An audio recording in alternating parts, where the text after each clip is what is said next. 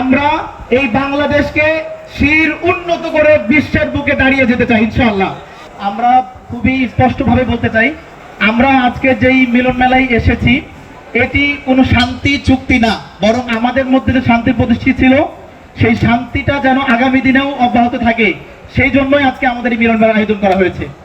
সম্মানিত শিক্ষার্থী বন্ধুরা, আপনারা জানেন বর্তমান বাংলাদেশ পরিচালনায় যে সকল গুরুত্বপূর্ণ ব্যক্তিবর্গ দায়িত্ব পালন করছেন তার সবচেয়ে গুরুত্বপূর্ণ জায়গাগুলোতে যে সকল নেতৃবৃন্দ বসে আছেন তারা হলো ঢাকা কলেজ, সিটি কলেজ এবং আইডিয়াল কলেজের সাবেক শিক্ষার্থীরা।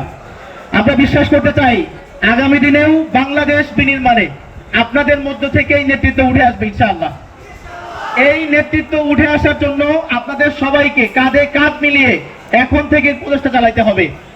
আমরা যেই সমৃদ্ধ বাংলাদেশের স্বপ্ন দেখি সেই সমৃদ্ধ বাংলাদেশ বিনির্মাণ করতে হলে Dhaka college, city college, ideal কলেজের মধ্যে বন্ধুত্বপূর্ণ সম্পর্কের কোনো বিকল্প নাই।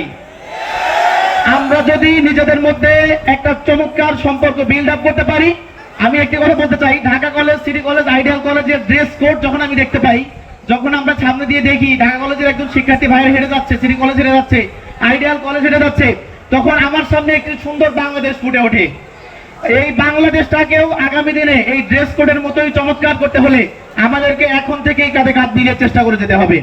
আমরা বাংলাদেশ ইসলামী ছাত্র শিবিরের পক্ষ থেকে আপনাদেরকে অগ্রিম জানাতে চাই, এই শান্তি চুক্তি যদি অব্যাহত থাকে আমরা Dhaka college, city college, ideal কলেজের বিজ্ঞান বিভাগের শিক্ষার্থীদের জন্য বিজ্ঞান অলিম্পিয়াড আয়োজন করবো ইনশাআল্লাহ।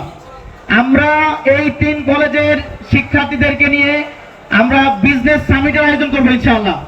আমরা ছাত্র শিবিরের পক্ষ থেকে এই 3 কলেজের মানবিক বিভাগের শিক্ষার্থীদেরকে নিয়ে ক্যারিয়ার কাউন্সিলিং প্রোগ্রামের আয়োজন করবো ইনশাআল্লাহ।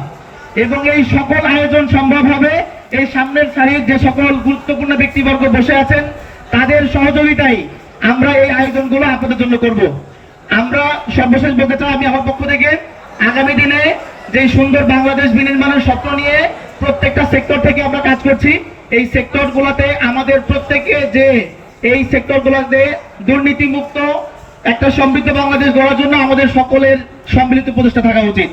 এজন্য আগামী দিনের একটা সুন্দর বাংলাদেশ বিনির্মাণে আমরা কাজী নজরুল ইসলাম যে আমাদেরকে কথাটি শিখিয়েছেন, বলবীর চিরোন্নতম মশির, আমরা এই বাংলাদেশকে শির উন্নত করে বিশ্বের বুকে দাঁড়িয়ে যেতে চাই ইনশাআল্লাহ। এবং সেই সমৃদ্ধ বাংলাদেশ গড়তে আজকের এই